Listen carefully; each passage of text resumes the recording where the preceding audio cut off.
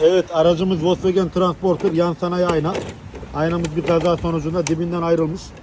Bu aynayı söküp tamir etmeye çalışacağız. Evet, Çin malı Transporter aynamızın da tamirini yaptık. Aynamız Çin malı.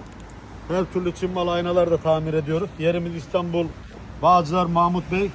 Milli sermayeye katkıda bulunuyoruz. İşimiz ayna tamiri.